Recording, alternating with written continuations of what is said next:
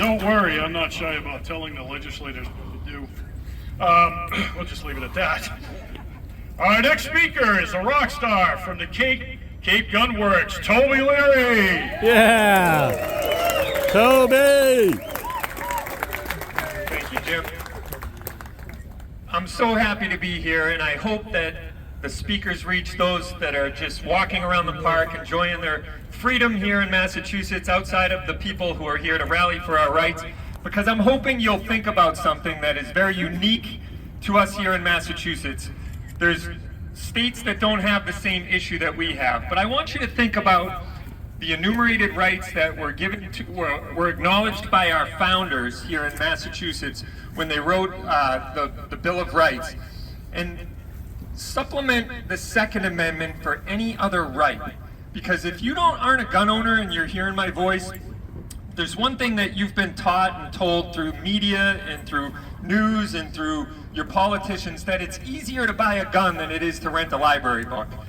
That it's easier to buy a gun than to buy an apple. These are all real headlines in newspapers.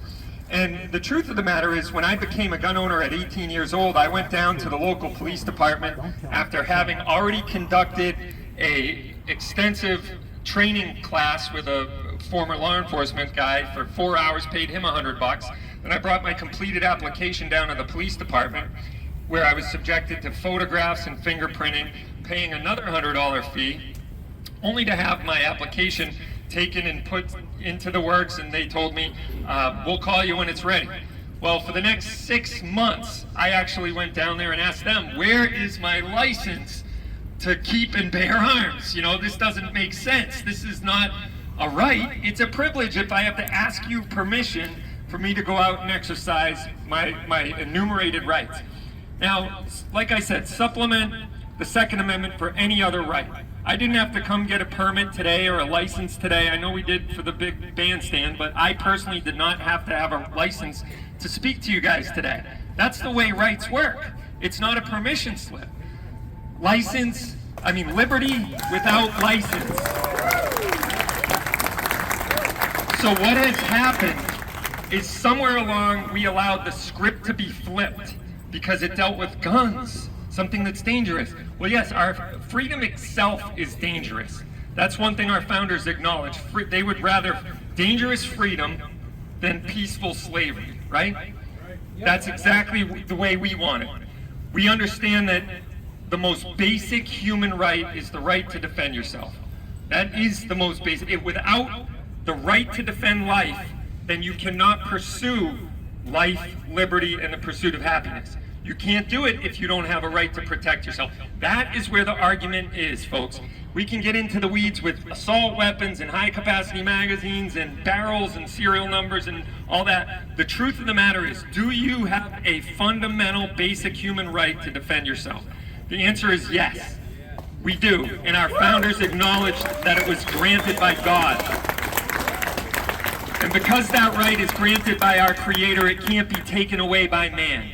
And we have allowed for 40 years in this state, and longer than that as a country, our rights to be trampled underfoot, our rights to be taken from us, and we have an interesting phenomenon happening right now, and it's called Stockholm Syndrome.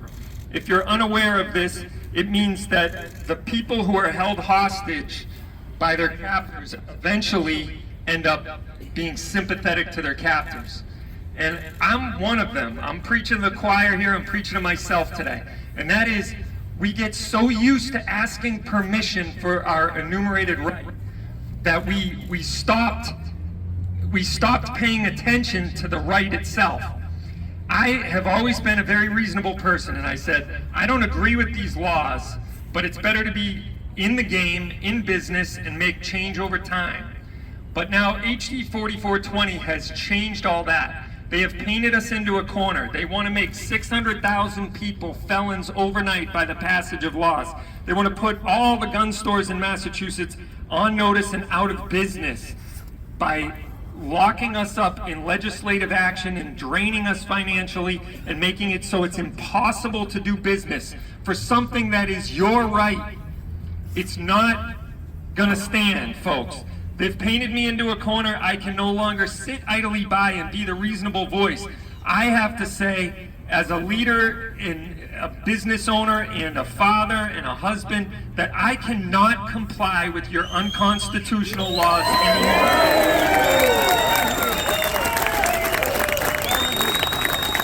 At some point, we have to draw the line in the sand and say, no, I'm sorry, you've gone too far. I am not the problem here.